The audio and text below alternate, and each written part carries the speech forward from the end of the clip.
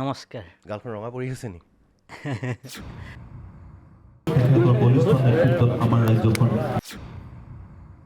জোৰচে লাগিছিলে নি?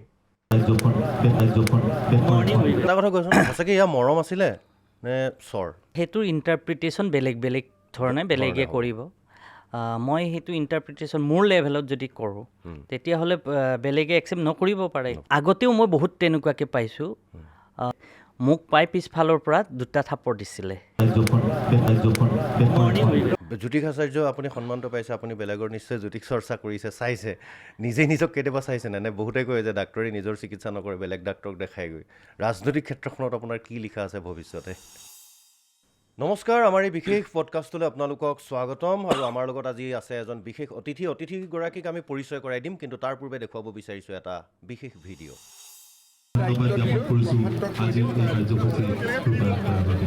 আমি আকৌ এবাৰ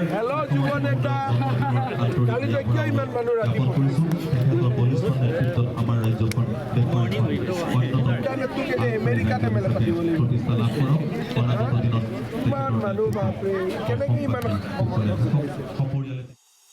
অত্যন্ত এটা ভাইৰেল ভিডিঅ' অসম লাইভ 24ৰ ডিজিটেলত। এইটো মিলিয়ন ঠিক নহয়, মিলিয়ন বুলি ক'লে 10 লাখ বুজায়, কোটিৰ ওপৰত ভিউজ হৈছে, প্ৰায় 2 কোটি ভিউজ হৈছে এতিয়ালৈকে, অৰ্থাৎ 20 মিলিয়ন মাত্ৰ 48 ঘণ্টাৰ ভিতৰত। আৰু তেওঁ আন কোনো নহয়, এজন যুৱ নেতা, চিপাঝাৰ সমষ্টিৰ বনমালী শৰ্মা। স্বাগতম। নমস্কাৰ। গালখন ৰঙা পৰি আছে নি? জোৰচে লাগিছিলে নি? যদিও শব্দটো তেনেকুৱা দেখা গৈছিল, কিন্তু অতি মৰমৰ এটা সেইটো মুহূৰ্ত আছিলে। মই সঁচাকৈ আৱেগিক হৈছিলোঁ। আৰু এগৰাকী মুখ্যমন্ত্ৰী, তেখেত যোনেই নহওক কিয়, এগৰাকী মুখ্যমন্ত্ৰীয়ে তেনেকৈ হাজাৰ বিজাৰ মানুহৰ মাজত মৰমেৰে আদৰি লোৱাটো প্ৰতিগৰাকীয়ে, not for Banamali Sharma, for every person, এইটো এটা আৱেগিক মুহূৰ্ত হ'ব। কিন্তু এটা কথা কৈছোন, সঁচাকৈ এয়া মৰম আছিলে নে চৰ? নে মৰমৰ চৰ? কেতিয়াবা আমি কওঁ যে মানুহক, এই বাবা কি খবৰ বুলি পিঠিতে ঢকিয়াই দিওঁ। হয়, সেইটো মৰমৰ এটা থাকে নহয়। তেওঁ পিঠিতে ঢকিয়াব লৈছিল চাগে, লাগি গ'লগৈ ওচৰ। চাওক, তেখেত এগৰাকী হৃষ্টপুষ্ট মানুহ। তেখেতৰ প্ৰতিটো এক্টিভিটি মই প্ৰায় 15 বছৰ পাইছোঁ। আৰু আগতেও মই বহুত তেনেকুৱাকৈ পাইছোঁ। ইয়াৰ 2 বছৰ আগতে পাথৰীঘাটত 28 জানুৱাৰীত কৃষক শ্বহীদ দিৱসত তেখেতে গৈছিলে। তেখেতে স্পীচ দিয়াৰ পিছত যেতিয়া মানে ষ্টেজৰ পৰা নামি আহিছিলে, মোক পাই পিছফালৰ পৰা দুটা থাপৰ দিছিলে, অতি আনন্দেৰে। আৰু সেইদিনাখনে মোৰ মূৰৰ ওপৰত তেখেতে হাত ৰাখিছিল। আৰু সেইটো ফটো এতিয়াও সকলোৰে হাতত আছে। এটা কথা কওকচোন, তেতিয়া কি কৈছিলে? এইবাৰ কোৱা নিচিনা এই যুৱ নেতা, সেই শব্দটো কৈছিলে নে নাই? নে তেতিয়া যুৱ নেতা শব্দটো তেখেতে এই ভিডিঅ'টোত 3rd টাইমৰ কাৰণে কৰিছে। আকৌ এবাৰ চাই লওঁ ভিডিঅ'টো। আমি আকৌ এবাৰ দৰ্শকসকলক দেখুৱাব লৈছোঁ এই বিশেষ ভিডিঅ'টো, যিটো গোটেই অসমত ভাইৰেল হৈ পৰিছে, বিভিন্ন সংবাদ মাধ্যমৰ বা পেজৰ যোগেদি, ছ'চিয়েল মিডিয়াৰ যোগেদি ভাইৰেল হৈছে। কিন্তু আটাইতকৈ বেছি ভাইৰেল হৈছিলে অসম লাইভ 24ৰ যোগেদি। আকৌ এবাৰ দেখুৱাই লৈছোঁ। আমি আকৌ এবাৰ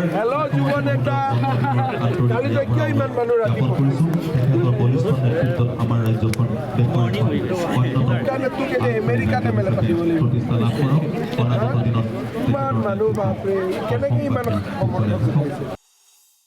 সিদিনাখন আমি এই ভিডিঅ'টোত আমি দেখিছোঁ যে এই যুৱ নেতা কি খবৰ, আৰু এটা বাক্য কৈছে, বোধহয় আপোনাক তেওঁ তই বুলি মাতে মৰমতে, মুখ্যমন্ত্ৰী ডাঙৰীয়াই কৈছে যে তই কালি ইমান মানুহ ক'ৰ পৰা লৈ গ'লি? মানে মুখ্যমন্ত্ৰীৰ জন্মদিন আছিলে 1 ফেব্ৰুৱাৰীত, মানে 1 ফেব্ৰুৱাৰীত তেওঁৰ জন্মদিন, 31 জানুৱাৰী নিশা আপুনি চিপাঝাৰৰ পৰা 100ৰ ওপৰ মানুহ লৈ আহিছে। সেই কথাটো সুধিছিল নেকি? দেখিছিলোঁ, আমি নিউজত দেখিছিলোঁ।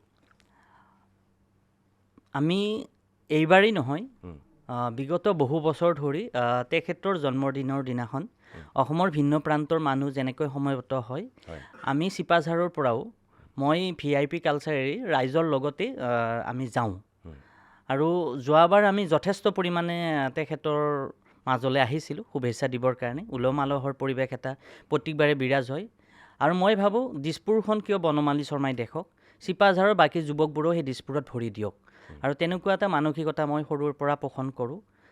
আৰু যুৱকসকলে যোৱাবাৰ আহিব নাপাই মোক কৈছিল যে এইবাৰ আমি যাম, কিন্তু বহু পৰিমাণে যুৱকে বিচাৰিছিল আহিবলৈ, কিন্তু ইমান ৰাতি 12টা বজাত ইমান সম্ভৱ নহয়। তথাপিও যথেষ্ট পৰিমাণে, যিটো মই ভবাতকৈ যথেষ্ট বেছি হৈছিলে। আৰু সদল নিজে ওলাই আহে নে মেনেজ কৰিবলগীয়া হয় গাড়ী চাৰি দি, নে নিজৰ গাড়ী 2-4জনে মিলি আহে, নে আপুনি খৰচ কৰিব লাগে? নাই মইতো সেইদিনা 1 টকা দিবলগীয়া হোৱা নাই, সকলোৰে নিজৰ গাড়ী আছে, নিজাকৈ আহিছে। খালি বাটটো দেখুৱাই দিছে, যিহেতু আপোনাৰ মোৰ লগত আহিব খুজিছে, মোৰ লগত আহিব সোমাবলৈ সুবিধাটো পাব। একজেক্টলি। এইটো কথাত এনেকুৱা হ'ব পাৰে নেকি যে বনমালী শৰ্মাই, চিপাঝাৰৰ যুৱ নেতা, বিজেপিৰ যুৱ নেতা বনমালী শৰ্মাই নিজৰ যিটো ৰাজনৈতিক শক্তি, সেই শক্তিটো দেখুওৱাৰ মানে প্ৰদৰ্শন কৰাৰ এটা কৌশল নেকি? তেনেকুৱা কৰিবলৈ হ'লে আপুনি যদি চাই 5 ছেপ্টেম্বৰ 2025 তাৰিখে মোৰ জন্মদিন আছিলে। হয়, মোৰ ঘৰ নাৰিকলি মন্দিৰৰ কাষতেই, নাৰিকলি মন্দিৰৰ সমীপত। বিখ্যাত নাৰিকলি মন্দিৰ। হয়, বিখ্যাত নাৰিকলি মন্দিৰ। তাতে আমাৰ জন্মদিন উপলক্ষে শ শ ল'ৰা সমবেত হৈছিলে, আৰু সেই ভিডিঅ' সকলো নিউজত বাজিছিলে।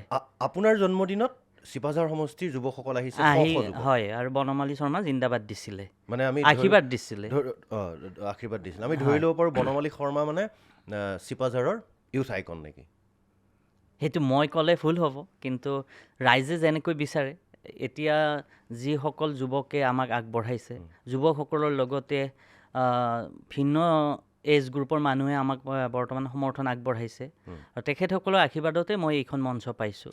বিভিন্ন সময়ত আপোনাৰ ফেচবুকৰ বন্ধুত্বৰ লগত যিহেতু মই আছোঁ, গতিকে দেখোঁ মানে প্ৰায় যথেষ্ট সংখ্যক লোক লৈ গাঁৱে ভূঞে আপুনি ঘূৰে, আৰু বিভিন্ন অনুষ্ঠান প্ৰতিষ্ঠানৰ লগত জড়িত হয়, সামাজিক অনুষ্ঠান, শৈক্ষিক অনুষ্ঠান বা ক্ৰীড়াৰ অনুষ্ঠান চিপাঝাৰ সমষ্টিত। এই গোটেইখিনি যে কৰি আছে, ইয়াৰ অন্তৰালত মূল উদ্দেশ্যটো কি MLA হোৱাটোৱেই নেকি? 2010 চনৰ পৰাই সামাজিক আৰু ৰাজনৈতিক ক্ষেত্ৰখনৰ লগত আমি জড়িত হৈ পৰিছিলোঁ। 2010 চনত বিজেপি দলৰ এগৰাকী মানে কৰ্মকৰ্তা হিচাপে, সদস্য হিচাপে মই ৰাজনীতিৰ পথাৰত আগবাঢ়িছিলোঁ। আৰু আপোনালোকো হয়তো জ্ঞাত, 2019 চনৰ লোকসভাৰ সময়ত মঙলৈ লোকসভাৰ পৰা মোৰ নামটো সেই অঞ্চলৰ যুৱকসকলেই হওক বা এগৰাকী যুৱ প্ৰাৰ্থী হিচাপেই হওক, নতুবা এগৰাকী স্থানীয় প্ৰাৰ্থী হিচাপেই হওক, ভিন্ন দল সংগঠনৰ সহযোগত আমাৰ নামটো উপস্থাপন কৰা হৈ চৰ্চালৈ আহিছিলে। কিন্তু সেই সময়ত আমি টিকটৰ পৰা বঞ্চিত আছিলোঁ, কাৰণ আমি সেই সময়ত অনভিজ্ঞ বুলি ক'ব লাগিব ৰাজনীতিৰ ক্ষেত্ৰখনত। আৰু দলীয় দিলীপ শইকীয়া ডাঙৰীয়াই তেখেতে লাভ কৰিছিল, আৰু আমাৰ দলীয় যি নীতি নিয়ম তাকে আমি সৰগত কৰি কিনে তেখেতৰ প্ৰতি সমৰ্থন আগবঢ়াই আমি আগবাঢ়িছিলোঁ। 21তো চিপাঝাৰৰ পৰা টিকট বিচাৰিছিলে। হয়, সমান্তৰালভাৱে যিসকল যে মঙলৈ লোকসভাত আপুনি সেই সময়ত জানে 8 নম্বৰ মঙলৈ লোকসভাৰ আণ্ডাৰত 10টা বিধানসভা আছিলে, নলবাৰীৰ পৰা ওদালগুৰিলৈকে। ভিন্ন প্ৰান্তৰ যুৱকসকলে আমাক বিভিন্ন ধৰণে সহায় কৰিছিল, কিন্তু সেই সময়ত আমি তেওঁলোকৰ আশাত আমি ৰাখিব নোৱাৰিলোঁ, যদিও দলটোৰ প্ৰতি থকা সমৰ্পিত মনোভাৱৰ কাৰণে আমি আগবাঢ়িলোঁ। 2021 চনত আমি যুৱকসকলৰ যি আশা, যিটো তেওঁলোকে আমাক লৈ দেখে সপোন, তাক বাস্তৱ ৰূপ দিয়াৰ কাৰণে আমি যথেষ্ট প্ৰয়াস কৰিছিলোঁ। 2021ত আপোনালোকে যদি চায়, তেতিয়াহ'লে আমাৰ নামটো বিশেষভাৱে চৰ্চাত আহিছিলে।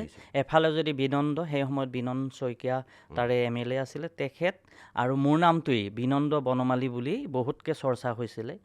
কিন্তু দলীয় নীতি নিয়মৰ আওতাত আমি যিহেতু থাকিব লাগিব, আপোনালোক সকলোৱে জানে বিজেপি এটা খুব ডিচিপ্লিন মেইনটেইন কৰা এটা দল, যাৰ নীতি আদৰ্শৰ প্ৰতি আমি আকৃষ্ট হৈ আমাৰ পৰম শ্ৰদ্ধাৰ অটলজী নৰেন্দ্ৰ মোদীজীৰ যি মাৰ্গদৰ্শন, তেখেতসকলৰ জীৱন দৰ্শনৰ প্ৰতি আমি আকৃষ্ট হৈ 2010ৰ পৰা আমি যিহেতু দলটোৰ প্ৰতি কাম কৰি আহিছোঁ, আমাৰ নিজৰ স্বাৰ্থতকৈ দলৰ স্বাৰ্থ, কাৰণ ভাৰতীয় জনতা পাৰ্টীয়ে 3টা আদৰ্শত বিশ্বাস কৰে। তাতে প্ৰথমতেই কোৱা হৈছে দেশ প্ৰথম, দ্বিতীয়তে দল, আৰু তৃতীয়তে ব্যক্তি।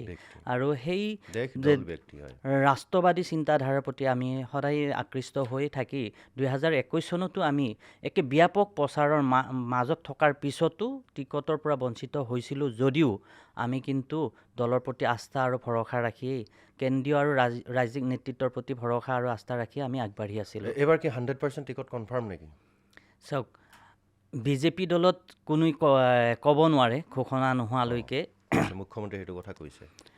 যে ময়েই টিকট পাম বিজেপি দলৰ বিভিন্ন ধৰণৰ নীতি নিৰ্দেশনাৰ জৰিয়তে বিভিন্ন ধৰণৰ ছিষ্টেমৰ জৰিয়তে এগৰাকী ব্যক্তিয়ে প্ৰাৰ্থিত্ব পায় তাত কোনো ধৰণৰ টকা পইচাৰ লেনদেন নাথাকে সেইটো সকলোৱে জানে আৰু মই যিখিনি ইমান দিনৰ অভিজ্ঞতাৰ কাৰণ 2019ৰ লোকসভাৰ কাৰণে বা 2021ৰ বিধানসভাৰ কাৰণে মই প্ৰাৰ্থিত্ব প্ৰত্যাশী হিচাপে যিমানখিনি লেভেললৈ আগবাঢ়িছিলোঁ তেতিয়াৰ পৰা মোৰ অনুভৱ হৈছে বিজেপি দলে উপযুক্ত সময়ত উপযুক্ত ব্যক্তিৰ জৰিয়তে সমাজ নিৰ্মাণ কৰিবলৈ আগবাঢ়ে মই মুখ্যমন্ত্ৰী হিমন্ত বিশ্ব শৰ্মাৰ লগত আপোনাৰ 1 তাৰিখৰ যিটো ভিডিঅ' চিপাঝাৰ সমষ্টিত ভিডিঅ'টো আকৌ এবাৰ দেখাই ল'ব বিচাৰিছোঁ আৰু দেখুৱাৰ পিছত মই বেলেগ এটা প্ৰসংগ উত্থাপন কৰিম আমি আকৌ এবাৰ হেল্ল' যুৱ নেতা কালি যে কিয় ইমান মানুহ ৰাতিপুৱা তেখেতৰ বলিষ্ঠ নেতৃত্বত আমাৰ ৰাজ্যখন কাৰণে তোক এতিয়া আমেৰিকাতে মেলা পাতিব লাগিব প্ৰতিষ্ঠা লাভ কৰক অনাগত দিনত ইমান মানুহ বাপৰে কেনেকৈ ইমান সমৰ্থন পাইছে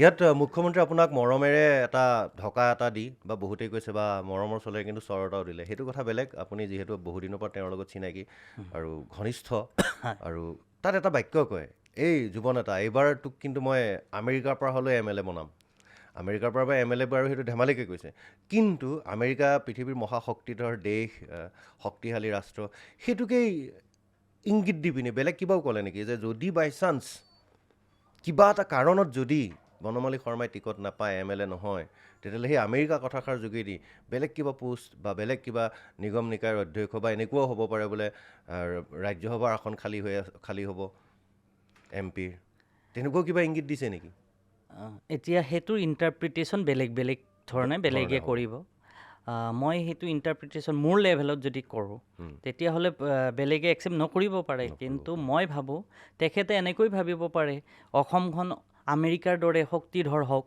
অসমখন আমেৰিকাৰ দৰে অৰ্থনীতিত সৰ্ববৃহৎ হওক তেনেকুৱা এটা মেণ্টেলিটি লৈ হয়তো তেখেতে সেইটো বাক্য ক'ব পাৰে আৰু এনেকৈ ভাবিব পাৰে তেখেতৰ একচুৱেল বাক্যটো এনেকুৱা আছিলে মই যদি পুনৰ আপোনালোকক ক'ব খোজোঁ তেখেতে কৈছিলে হেল্ল' যুৱ নেতা তই ইমান মানুহ কেনেকৈ গোটাব পঠাইছিলি বুলি কৈছে তাৰপিছত মই ক'লোঁ 4টা বাজি গৈছিলে একচুৱেলি মই ঘৰ পাওঁতে মোটামুটি পুৱা হৈ গৈছিলে আমাৰ ল'ৰাবোৰ বহুত থকাৰ কাৰণে বহুত ভিৰৰ মাজত কিছুমান ওলাই আহোঁতে লেট হৈছিলে সকলোকে বিদায় দি মই ঘৰ পাওঁতে অলমষ্ট 4:30 মান হৈছে সেইটো কাৰণে মই ক'লোঁ 4টামান বাজিলে তাতে আমাৰ মানে ইয়াৰ পৰা যোৱাৰ কাৰণে সেই কথাটো কোৱাৰ পিছত তেখেতে আমাৰ মঙলদৈ প্ৰাক্তন বিধায়ক গুৰুজ্যোতি দাসদেৱক সুধিলে কেনেকৈ ইমান মানে মানুহ গোটাব পাৰে ইমান ৰাতি তেতিয়া তেওঁ বেলেগ এটা প্ৰসংগ ক'লে তেতিয়া মানে তেখেতৰ যিটো মৰম সেই মৰম মানে বেলেগে সেইটো উপলব্ধি কৰিব নোৱাৰিব এই সুযোগতে মই অসমৰ সৰ্বকালৰ সৰ্বশ্ৰেষ্ঠ কৰ্মদক্ষ জনপ্ৰিয় মুখ্যমন্ত্ৰী ডক্টৰ হিমন্ত বিশ্ব শৰ্মাদেৱক মোৰ হৃদয়ৰ গভীৰতম কোণৰ পৰা ধন্যবাদ আৰু কৃতজ্ঞতা জ্ঞাপন কৰিছোঁ তেখেতৰ দৰে এগৰাকী ব্যক্তি যাক বৰ্তমান অসমৰ ৰাজনীতি নহয় ভাৰতৰ ৰাজনীতিতেই সকলোৱে ভালকৈ উপলব্ধি কৰিব পৰা এটা সত্তা হিচাপে বিবেচিত হৈছে কোনোবাই তেওঁক আগত নকলেও পিছত কিন্তু সেইটো স্বীকাৰ কৰিবই লাগিব বেয়া পাব পাৰে কিন্তু তেওঁক অস্বীকাৰ কৰিব নোৱাৰে কাৰণ বৰ্তমান সময়ত দেশৰ প্ৰধানমন্ত্ৰী আমাৰ পৰম শ্ৰদ্ধেয় যশস্বী প্ৰধানমন্ত্ৰী নৰেন্দ্ৰ মোদীদেৱ আৰু গৃহমন্ত্ৰী অমিত শ্বাহ দেৱৰ লগত তেখেতৰ যিটো মানে সৌহাৰ্দ্যপূৰ্ণ সম্পৰ্ক যাৰ জৰিয়তে অসমখনক বৰ্তমান ভাৰতৰ ভিতৰতে অৰ্থনীতিৰ ক্ষেত্ৰত যথেষ্ট পৰিমাণে আগবঢ়াই নিব পাৰিছে তেনেকুৱা এগৰাকী ব্যক্তিৰ সান্নিধ্য পোৱাটো আমাৰ কাৰণে আমি জীৱন ধন্য বুলি ক'ব পাৰোঁ আৰু সেই তেখেতে আমাক আন্তৰিকভাৱে যথেষ্ট মৰম কৰে বহুত এনেকুৱা অফ কেমেৰা আমি বহুত পাইছোঁ হয়তো তেখেতে সেইদিন তেওঁৰ ইমোশ্যনেই হওক আমাৰ প্ৰতি থকা সৎভাৱেই হওক ভাল পোৱাৰ কাৰণে সেইটো এক্সপ্ৰেছ হৈ গ'ল আৰু মিডিয়াত সেইটো ফ'কাছ হৈ গ'ল কিন্তু তেনেকুৱা আমি লাষ্ট 15 ইয়াৰ্ছ তেখেতৰ পৰা তেনেকুৱা আৰু মই এটা কথাও ক'ব পাৰোঁ আমি 15 বছৰ দেখিছোঁ তেখেতে আজিলৈকে কোনো এগৰাকী ব্যক্তিক তেনেকুৱাকৈ বেয়া ব্যৱহাৰ কৰা দেখা নাই অতি ভদ্ৰতাৰ আৰু খুব ভালকৈ সকলোকে কি বুলি মাতে তেওঁক মুখ্যমন্ত্ৰীক আপুনি দাদা বুলি কয় নেকি নাই মই তেখেতক ৰাজনৈতিক গুৰু হিচাপে লৈছোঁ আৰু তেখেতক মই গুৰুজী বুলি সম্বোধন কৰোঁ গুৰুজী বুলি কয় হয় হয় মানে আপুনি বিজেপি কৰাৰ আগতে RSS বা তেনেকুৱা কিবাৰ লগত জড়িত আছিল নেকি মানে গুৰুজী শব্দটো শুনি কৈছোঁ আৰু হয় মই এগৰাকী ৰাষ্ট্ৰীয় স্বয়ংসেৱক সংঘৰ ITC সম্পূৰ্ণ কৰা স্বয়ংসেৱক হয়। ITC মানে কিবা ট্ৰেইনিং ট্ৰেইনিং মানে আমাৰ ইনিচিয়েল ট্ৰেইনিং কেম্প এটা হয়, initial প্ৰাথমিক training শিক্ষা বৰ্গ, সেইটো আমি কমপ্লিট কৰা। আৰু লগতে 2010ৰ পৰাই আমি সংঘৰ লগত জড়িত হৈ এগৰাকী নিষ্ঠাবান কাৰ্যকৰ্তা হিচাপে কাম কৰি আহিছোঁ। আৰু এই সুযোগতে ৰাষ্ট্ৰীয় স্বয়ংসেৱক সংঘৰ প্ৰতিগৰাকী স্বয়ংসেৱককো মই কৃতজ্ঞতা আৰু ধন্যবাদ জ্ঞাপন কৰোঁ। তেখেতসকলো যথেষ্ট পৰিমাণে মোক আশীৰ্বাদ ৰাজনীতিৰ লগতে ইমান সময় বেছি জড়িত হৈ থাকে, নিজৰ যিবিলাক একাডেমিক পঢ়া শুনা কৰিবলৈ ক'ৰ পৰা ইমান সময় পাইছিল? কাৰণ আপুনি 2 বছৰমান আগত PhDও কৰিছে, এতিয়া ডক্টৰ বনমালী শৰ্মা, আৰু বোধহয় আপুনি MBAও কৰিছে। MBA কৰিছোঁ। মেট্ৰিকত কিমান ডিভিজন আছিল? মোৰ এতিয়া ক'লে কোনোবাই অহংকাৰ বুলি ক'ব পাৰে, কিন্তু ক্লাছ 1ৰ পৰা চব 1 হৈয়ে পাছ কৰিছোঁ। মই matric, higher secondary science, BCA, matric কেতিয়া দিছিল? 2003-04 মানত দিছে নেকি? 2002ত দিছোঁ। 2002 হয়। মানে তাৰপিছত ছায়েন্সত পঢ়িলে নেকি? চিপাঝাৰ হায়াৰ ছেকেণ্ডেৰী ছায়েন্সত মই টপ কৰিছিলোঁ। তাৰপিছত BCA কৰিলোঁ, MBA কৰিলোঁ, MCJ কৰিলোঁ, তাৰপিছত MIA কৰিলোঁ, মানে এষ্ট্ৰলজিৰ মাষ্টাৰ্ছ কৰিলোঁ, যাক জ্যোতিষ আচাৰ্য সন্মানো মই পাইছোঁ। আৰু তাৰপিছত PhD কৰিলোঁ। জ্যোতিষ আচাৰ্য আপুনি সন্মানটো পাইছে, আপুনি বেলেগৰ নিশ্চয় জ্যোতিষ চৰ্চা কৰিছে, চাইছে, নিজে নিজক কেতিয়াবা চাইছে নে? বহুতে কয় যে ডাক্তৰে নিজৰ চিকিৎসা নকৰে, বেলেগ ডাক্তৰক দেখাইগৈ। ৰাজনৈতিক ক্ষেত্ৰখনত আপোনাৰ কি লিখা আছে ভৱিষ্যতে? তেনেকৈ ক'লে আকৌ কোনোবাই বেলেগকৈ ল'ব পাৰে, কাৰণ এষ্ট্ৰলজি বহু মানুহে বিলিভ কৰে, আকৌ কিছুমানে বিলিভ নকৰিব পাৰে। কিন্তু এটা কথা, আমাৰ কৰ্ম কৰি যাব লাগে। আমাৰ গীতাত যিটো কথা কোৱা হৈছে, কৰ্মণ্যে বাধিকাৰ অস্তে মা ফলচু কদাচন, সেই আপ্তবাক্যশাৰী মই সদায় সৰুগত কৰি আমাৰ কৰ্ম কৰি গৈ আছোঁ। প্ৰাপ্তি ঈশ্বৰে দেখি আছে, আমি কেনেকৈ প্ৰাপ্তি হ'ব পাৰে। আমাৰ কৰ্ম আমি সদায় কৰি গৈ আছোঁ। আপুনি কোৱাৰ লেখীয়াকৈ সমান্তৰালভাৱে ৰাজনীতি, সমাজনীতি, শিক্ষা, আকৌ পৰিয়ালৰ কথা থাকিলে, আটাইখিনি কথা সমান্তৰাল চলোৱা অতি কষ্টকৰ এটা জীৱন। তাৰ মাজত মোৰ একান্ত নিজৰ প্ৰতি থকা বিশ্বাস আৰু একাগ্ৰতাৰ কাৰণে এইখিনি পৰ্যায়লৈ আমি আহিব পাৰিছোঁ। আৰু আশা ব্যক্ত কৰোঁ 2026ত চিপাঝাৰ সমষ্টিবাসী ৰাইজৰ যিখিনি আমাৰ প্ৰতি বিশ্বাস বা ভৰসা, সেইখিনি আমি সাকাৰ ৰূপ দিয়াৰ ক্ষেত্ৰত সহায়ক হিচাপে কাম হ'ব। আৰু এই ক্ষেত্ৰত মই পুনৰ অসমৰ মুখ্যমন্ত্ৰী ডক্টৰ হিমন্ত বিশ্ব শৰ্মাক কৃতজ্ঞতা আৰু ধন্যবাদ জ্ঞাপন কৰিছোঁ। তেখেতে 1 মিনিটৰ সেই কথোপকথনৰ জৰিয়তে আমাক সমগ্ৰ অসমতেই চিনাকি কৰাৰ এটা সুযোগ দিলে। আৰু সমান্তৰালভাৱে সংবাদ মাধ্যমক মই কৃতজ্ঞতা আৰু ধন্যবাদ জ্ঞাপন কৰিলোঁ। অসম লাইভক বেছিকৈ দিব লাগে কিন্তু নিশ্চিতভাৱে। কিমান মিলিয়ন গ'ল গম পাই নাই এতিয়ালৈকে? আজিৰ ডেট মই চোৱা নাই। এতিয়ালৈকে আমাৰ অসম লাইভ ডিজিটেলৰ কোনোবা এটা দুটা আছে নহয়, Assam live 24, Assam live digital. কোনোবা এটাত 3 মিলিয়ন আৰু কোনোবা এটাত 14 নে 15 মিলিয়ন, মানে 1,70,00,000। হয়। আৰু অসমৰ প্ৰতি 2জন মানুহৰ এজনে চাইছে অকল অসম লাইভ 24ত। হয়, সেইটো আমাৰ কাৰণে সৌভাগ্য। মই প্ৰথমতে কৃতজ্ঞতা জনাইছোঁ অসম লাইভ 24। সমান্তৰালভাৱে মোৰ যিমানখিনি নলেজত আহিছে 33টা মাধ্যমত, সংবাদ মাধ্যমত পাব্লিচিটি হৈছে। আজিয়ে কওকচোন এতিয়া, বাকীখিনিক ধন্যবাদ দিলে সকলোকে, ঠিক আছে। যদি কেনেবাকৈ MLA হৈ গ'ল, বিধায়ক হোৱাৰ পিছত, আমি ফোনটো কৰিব লাগিব নে আপোনাৰ এটা ইণ্টাৰভিউ লওঁ বুলি, নে আপোনালোকে ইমান ধুনীয়াকৈ মোৰ বিষয়ে প্ৰচাৰ কৰিলে, ভাইৰেল হ'ল, টিকটো পালোঁ, MLA হ'ল, মোৰ এটা ইণ্টাৰভিউ আপোনালোকৰ তাতেই প্ৰথম দিম, কোনটো কথা ক'ব লাগিব? আমি ফোন কৰিব লাগিব নে নিজে ফোন কৰিব? আপোনালোকৰ লগত এটা সুখাদ্যপূৰ্ণ সম্পৰ্ক সদায় থাকিব, কাৰণ আপোনালোকে আমাক ডাঙৰ সহায় কৰিছে। আমাৰ দৰে যুৱকক, সাধাৰণ ঘৰৰ এগৰাকী যুৱকক এনেকৈ উঠাই অনাত যেনেকৈ ডক্টৰ হিমন্ত বিশ্ব শৰ্মাদেৱৰ অনবদ্য অৰিহণা আছে, ঠিক তেনেকৈ সংবাদ মাধ্যমৰ যথেষ্ট আছে। কাৰণ তেখেতসকলে যদি এইটো উপস্থাপন নকৰিলেহেঁতেন, হয়তো আমি এই পৰ্যায়লৈ এইখন মঞ্চ আজি নেপালোহেঁতেন। আজি আপোনালোকে যে মাতি আনিলে, কাৰণ আজি আপোনালোকৰ জৰিয়তে আমি অসমৰ ৰাইজৰ মাজলৈ যাব পাৰিলোঁ। নিশ্চিতভাৱে এই সম্পৰ্ক সদায় অটুট থাকিব। আজি MLA হ'লে যে নাথাকিব তেনেকুৱাটো কথা নাই। আৰু মই এগৰাকী জাৰ্নেলিজিমৰ মাষ্টাৰ ডিগ্ৰী কৰা, সেইটো কাৰণে সংবাদ মাধ্যমৰ প্ৰতিগৰাকী সন্মানীয় কৰ্মকৰ্তাক, সাংবাদিক বন্ধুক মই অতি ভাল পাওঁ, অতি আপোন বুলি ভাবোঁ। সেইটো কাৰণে মই বিশ্বাস কৰোঁ আমাৰ গণতন্ত্ৰৰ 4টা পিলাৰৰ অন্যতম এটা হৈছে আমাৰ সংবাদ গোষ্ঠী বা সংবাদ মাধ্যম। তেখেতসকলৰ আমি সমান্তৰালভাৱে আগবাঢ়িব লাগিব। মই কৃতজ্ঞতা জনাব খোজোঁ চিপাঝাৰ সমষ্টিবাসী ৰাইজকো, কাৰণ তেখেতসকলে এইখিনি মৰম আদৰ আৰু সন্মান নিদিলে মই আজি এই পৰ্যায় নেপালোহেঁতেন। মই এই ক্ষেত্ৰত ডক্টৰ হিমন্ত বিশ্ব শৰ্মাদেৱ, সকলো সংবাদ মাধ্যম যিয়ে আমাৰ এইখিনি পৰ্যায়লৈ নিলে আৰু আমাৰ চিপাঝাৰ সমষ্টিবাসী ৰাইজক কৃতজ্ঞতা আৰু ধন্যবাদ জনাইছোঁ।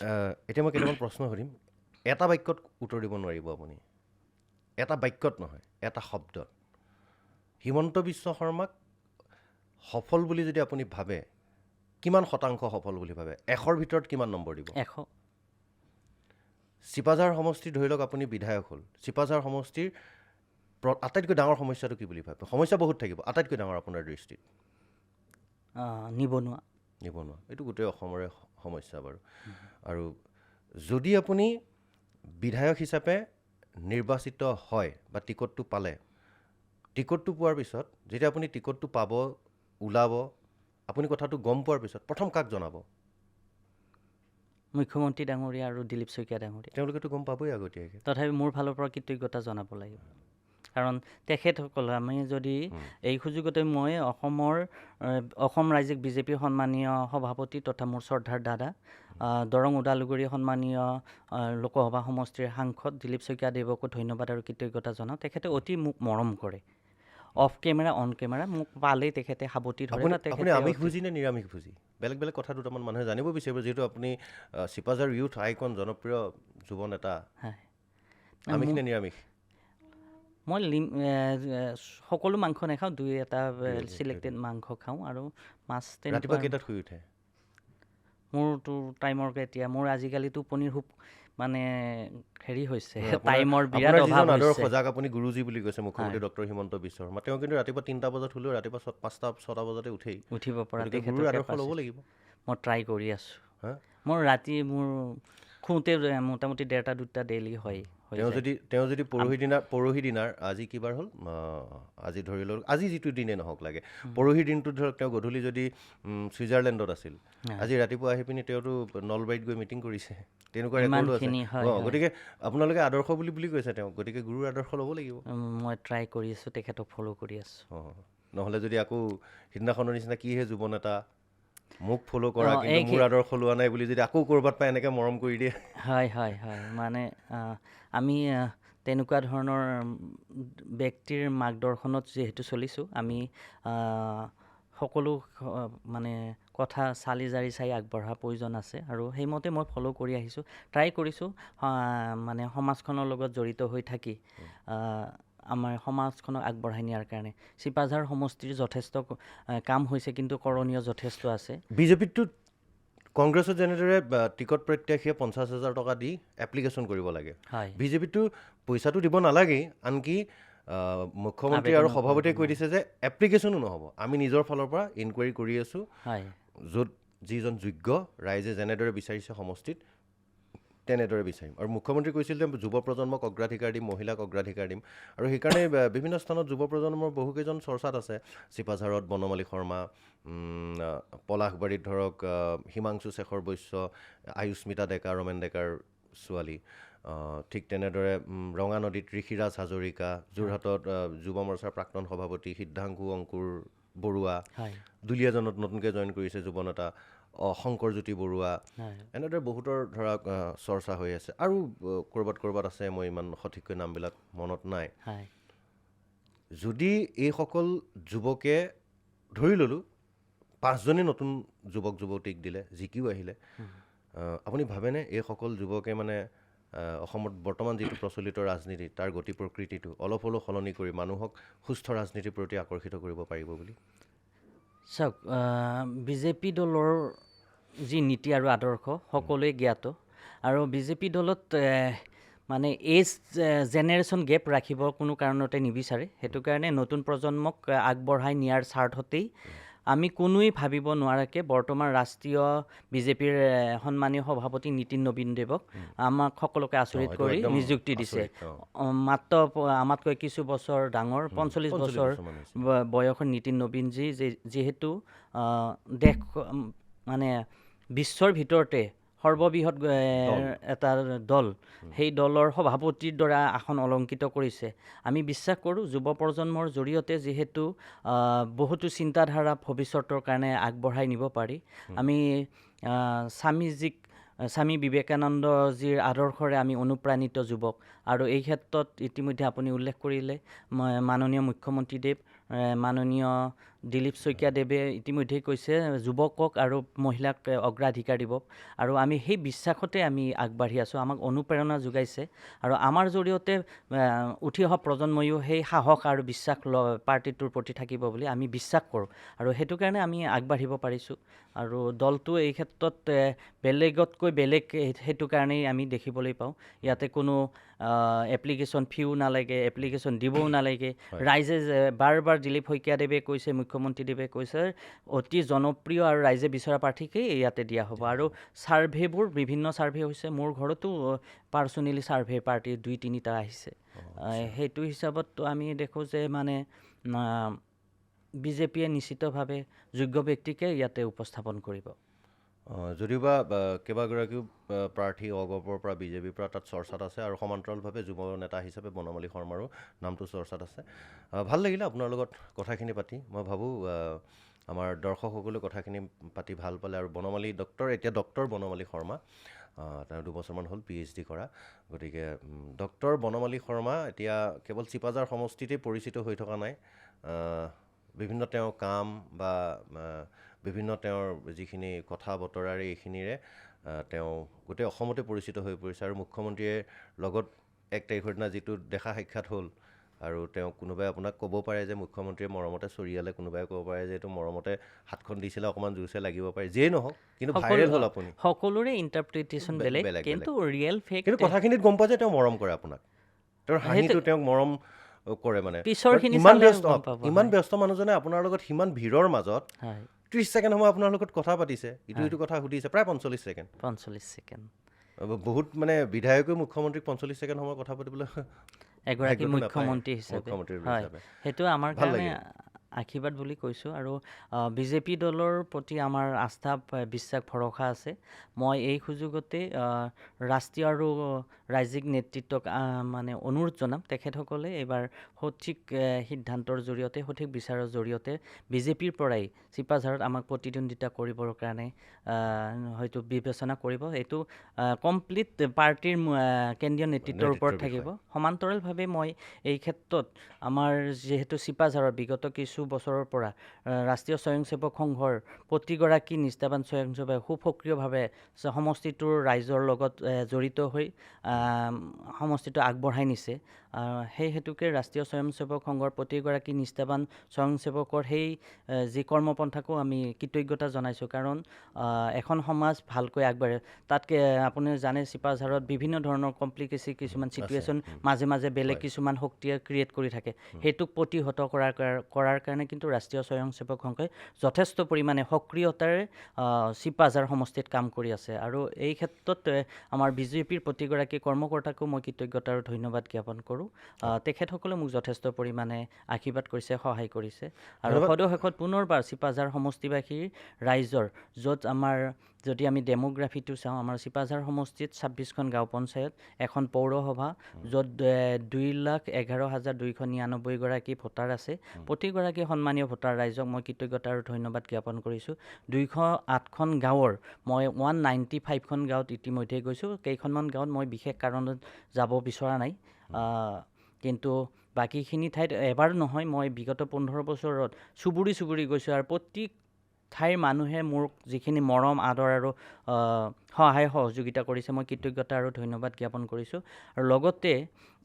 1 তাৰিখৰ পৰা 31 তাৰিখৰ পৰা বিশেষকৈ 1 তাৰিখে এই নিউজটো ওলোৱাৰ পিছত অসমৰ মোৰ যথেষ্ট পৰিমাণে শুভাকাংক্ষী আছে সকলোৱে মোক শুভেচ্ছা দিবলৈ ফোন কৰিছে বা চিপাঝাৰ প্ৰান্তৰ অজস্ৰ মানে শ ফোন মেছেজ হৈছে মই সকলোকে সময়ত ৰিপ্লাই কৰিবলৈ অসুবিধা মই ক্ষমা চাইছোঁ তেওঁলোকক মই যিমানখিনি পাৰোঁ এটেণ্ড কৰিছোঁ আৰু বাকীখিনিও মই কৰিবলৈ চেষ্টা কৰিছোঁ ভাল লাগিলে ডক্টৰ বনমালী শৰ্মা ধন্যবাদ ইয়ালৈ অহাৰ বাবে আৰু আমি আশা কৰিম যে আপোনাৰ যিটো মনোকামনা পূৰণ হওক বিজেপিয়েতো আৰু সকলোকে খুজিলে টিকটটো নিদিয়ে যদি কেনেবাকৈ আপুনি টিকট পায় তেতিয়াহ'লে আপুনি জয়ী হওক শুভকামনা জনাইছোঁ আৰু চিপাঝাৰবাসীৰ হৈ কাম কৰক গতিকে ব্যস্ততাৰ মাজত যিহেতু নিৰ্বাচন কেন্দ্ৰিক ব্যস্ততা আহিছে গাঁৱে গাঁৱে যাব লাগিব জনসম্পৰ্ক গঢ়িব লাগিব তাৰ মাজতে ইমানখিনি সময় দিয়াৰ বাবে দিন ৰাতি আমি একাকাৰ কৰি কাম কৰি আছোঁ ধন্যবাদ আপোনালোককো ধন্যবাদ